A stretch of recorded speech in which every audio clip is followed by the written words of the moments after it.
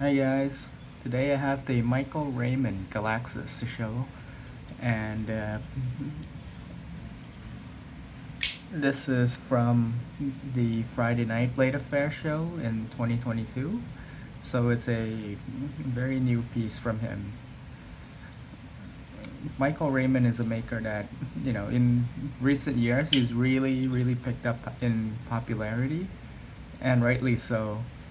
I remember a few years ago I did my first video on the Raymond on my first score, um, and boy, the prices have gone sky high since then.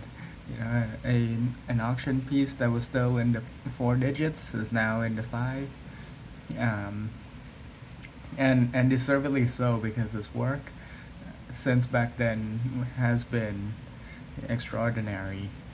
Um, he's essentially the byword for precision, and you can hear that, you can feel that, and you can see that. So let's jump in a little bit into the Galaxis. So Galaxis is basically the larger version of the Starlit model that he has, and it's a 4-inch blade, but still it's for some people it's too big and they prefer the Starlit. But for me, I think I actually prefer the Galaxis. It fits my hand really well. The handle profile is quite slim, so it's still very much easy to handle. um, Michael Raymond got his inspiration, and he learned a lot of stuff from another maker called Scott Cook, and you can see a lot of similarities there. And again, between both custom makers' work, you can also see similarities with the Chris Reeve Knives, Sabenza, and that's because Scott Cook used to work at Chris Reeve Knives, and he decided, you know what, I'm gonna come out, do my own thing, make integrals. And the contrast between Michael Raymond and Scott Cook is that Michael Raymond is going the route of really, you know, precise machining with CNC. Well, Scott Cook is going on more of the handmade route.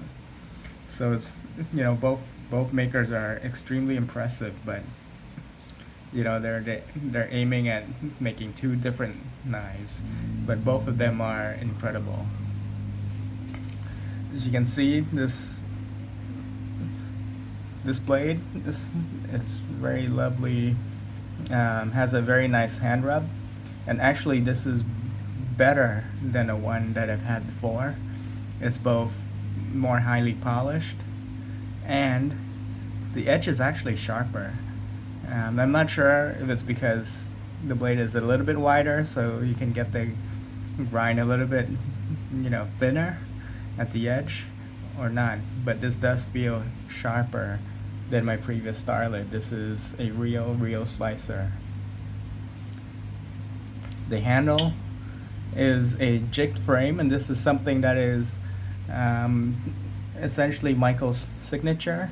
And to be honest, in the beginning, I thought, it's nice, but it's a little bit boring because it's just plain.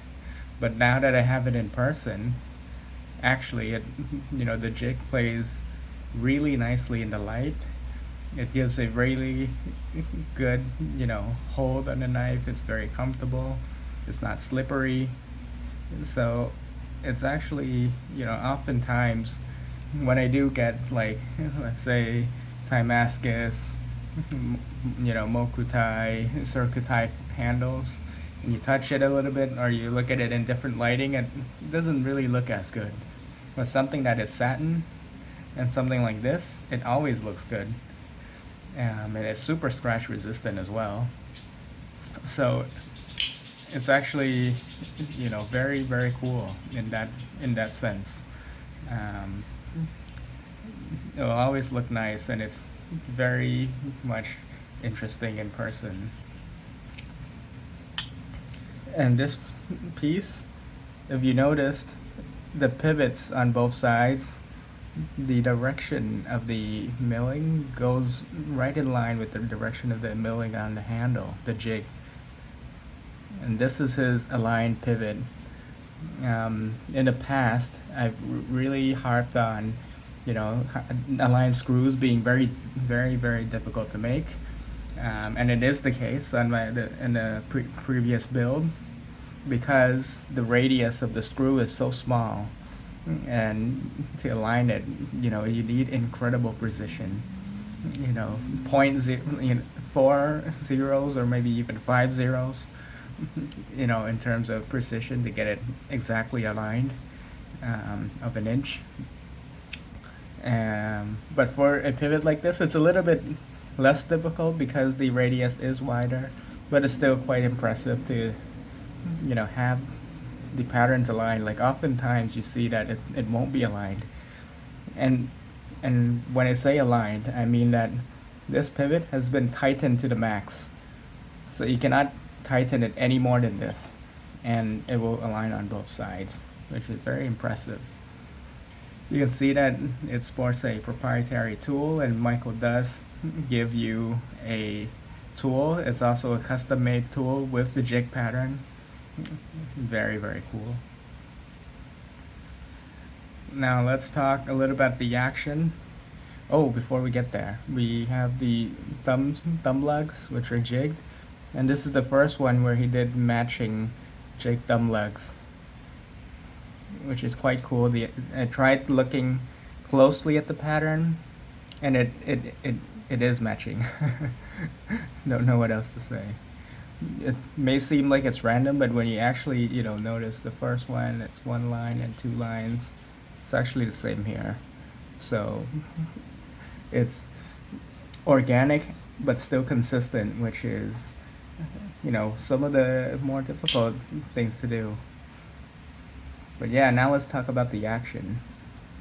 It's an integral knife, and it's very solid. You can see the lockup is perfect. Zero stick on the lock release, and it's very, very smooth. The detent is quite strong. You can hear it on the close. Listen. And open. It's some of the loudest, most solid knives I've heard in terms of the sound.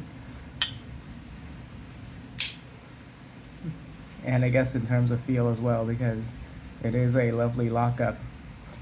What can I say? It's so satisfying.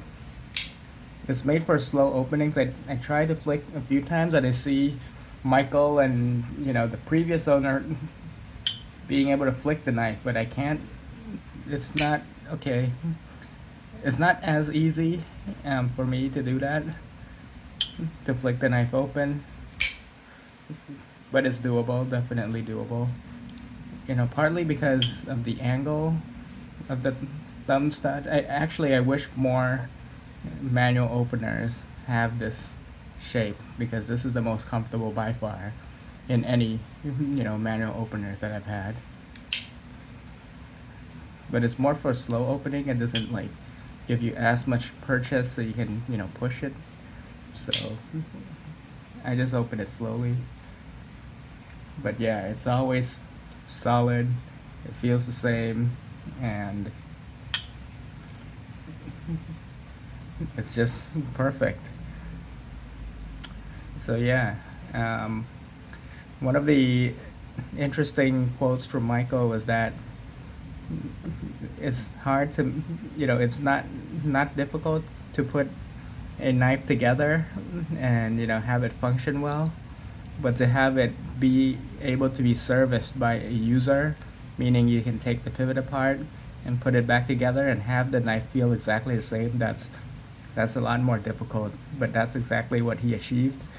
I took my knife apart on the previous Starlet. I didn't do so with this one yet. I mean, it's still very much new. So yeah, I trust his word on it, because my previous knife also had that feature, and it's very good. I forgot to mention that is jimping. The jimping is is more, I guess it's not as effective for me. It's a little bit slippery, but that's the only thing I would, ding on the knife. That the jimping is, I think it's enough just to have a ramp, and I actually don't think a knife needs jimping. But if you do care about it, it's better than a smooth surface, but it's also not the most, grippy. So yeah, there's that. Hope you enjoyed the video, and thank you for watching.